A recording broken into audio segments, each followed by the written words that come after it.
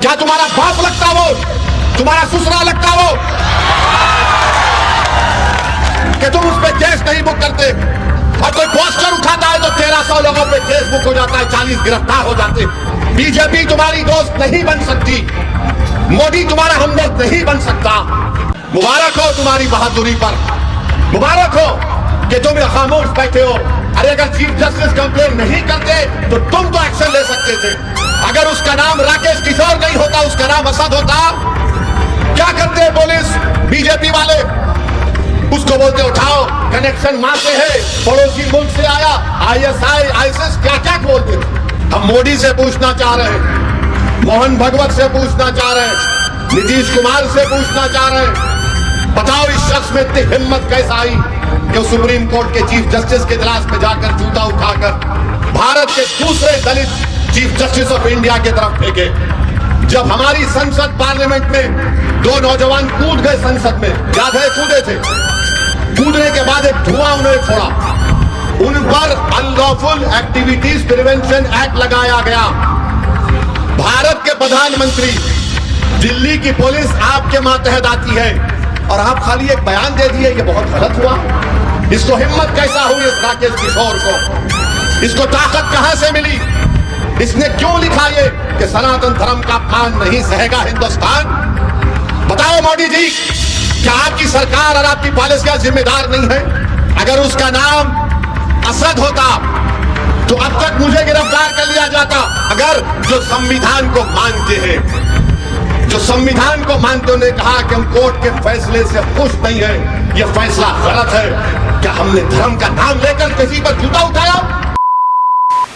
मेरे अजीज दोस्तों और बुजुर्गों, सबसे शर्मनाक हरकत हमारे भारत के सुप्रीम कोर्ट में हुई कि एक शख्स जिसका नाम राकेश किशोर था, इसने चीफ जस्टिस के इजलास में कोर्ट नंबर 1 में चीफ जस्टिस के सामने जूता उतार कर फेंक दिया उसके कोर्ट में। इसका नाम क्या था? राकेश किशोर। हमारे भारत की सबसे बड़ी कोर्ट, सुप्रीम कोर्ट के जज जो है वो दूसरे दलित जज है। मैं हमारे दलित भाइयों को पैगाम देना चाह रहा हूं, हमारे अंबेडकरवादी आइडियोलॉजी को मानने वालों को पैगाम दे रहा हूं, जो बाबा साहेब अंबेडकर को मानते हैं उनको पैगाम दे रहा हूं, उन भारत के नागरिकों को जो संविधान को मानते हैं उनको पैगाम दे रहा हूं। ये तारीखी सरजमीन में खड़े होकर बोल रहा हूं, चीफ जस्टिस ऑफ इंडिया के कोर्ट में एक शख्स अपना जूता उठाकर चीफ जस्टिस के कोर्ट में फेंकता है। मेरे भाई आप बताइए क्या हो रहा है? और जब उस शख्स ने नारा क्या लगाया, सुप्रीम कोर्ट के चीफ जस्टिस के इजलास में नारा क्या लगाया कि सनातन धर्म का अपमान नहीं सहेगा हिंदुस्तान। उसने नारा लगाया और अपनी जेब से उसके कागज भी निकला, उसमें लिखा था कि सनातन धर्म का अपमान नहीं सहेगा हिंदुस्तान। हम मोदी से पूछना चाह रहे हैं, मोहन भगवत से पूछना चाह रहे हैं, नीतीश कुमार से पूछना चाह रहे हैं, बताओ इस शख्स में इतनी हिम्मत कैसे आई कि वो सुप्रीम कोर्ट के चीफ जस्टिस के इजलास में जाकर जूता उठाकर भारत के दूसरे दलित चीफ जस्टिस ऑफ इंडिया की तरफ फेंके। नरेंद्र मोदी 11 साल आपके प्रधानमंत्री की मौजूदगी में इस तरह का जहर फैला दिया आपने। इसको हिम्मत कैसा हुई इस राकेश किशोर को? इसको ताकत कहां से मिली? इसने क्यों लिखा ये कि सनातन धर्म का अपमान नहीं सहेगा हिंदुस्तान? बताओ मोदी जी, क्या आपकी सरकार और आपकी पॉलिसियां जिम्मेदार नहीं है?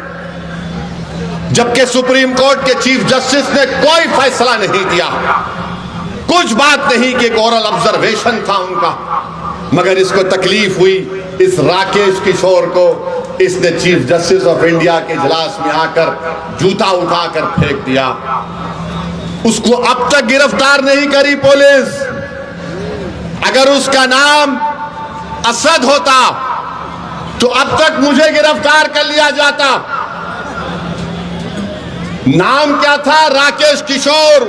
ऊपर वाले हैं, बड़े लोग हैं, हम कमतर हैं। सुनो मेरे दलित भाइयों, चीफ जस्टिस ने कहा कि मैं कंप्लेन नहीं करूंगा, ठीक है, मगर मैं बड़ी इज्जत के साथ चीफ जस्टिस के इस फैसले को नहीं मानता, क्योंकि सवाल आप पर जूता फेंकने का नहीं है, क्योंकि आए दिन हम देखते हैं कि दलितों को पीटा जाता है, मारा जाता है, मूंछ अगर रखते हैं या अगर घोड़े पर बैठकर अपनी बारात निकालता है तो नहीं निकालने दिया जाता।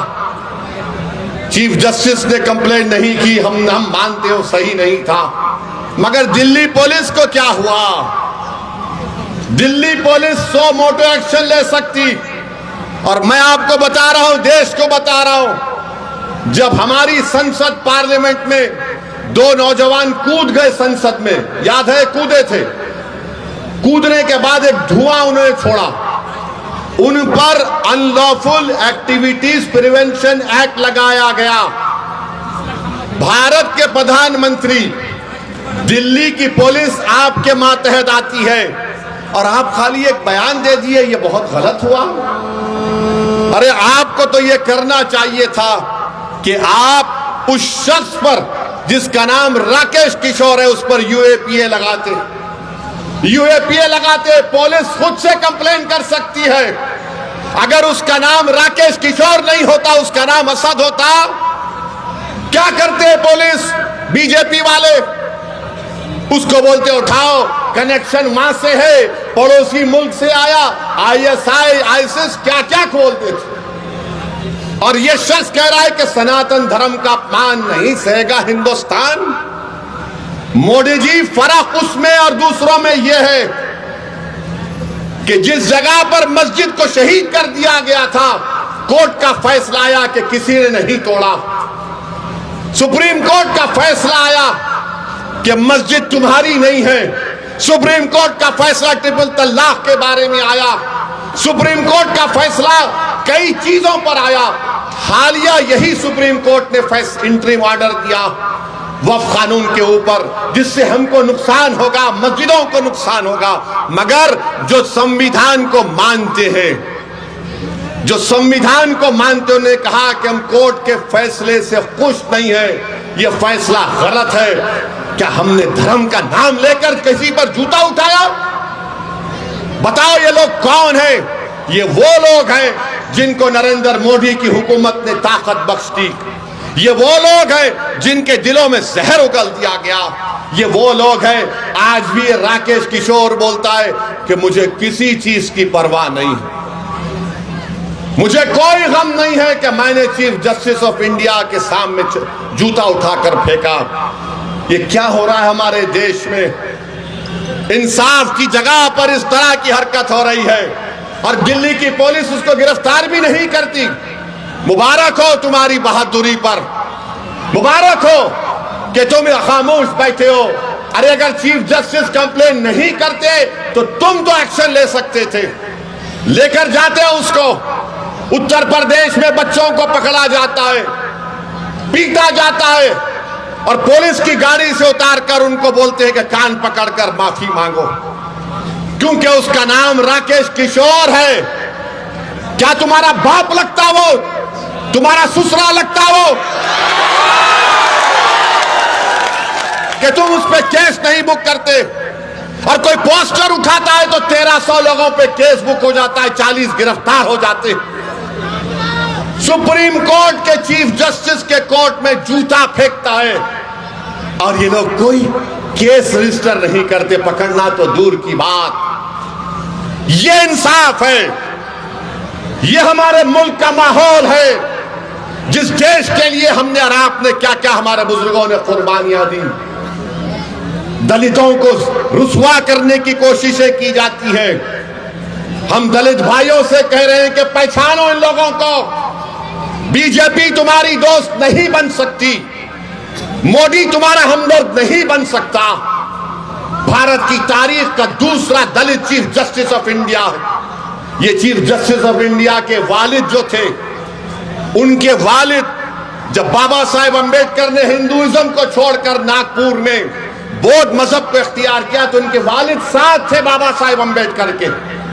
मेरे भाई, ये हालात है वतन अजीज के।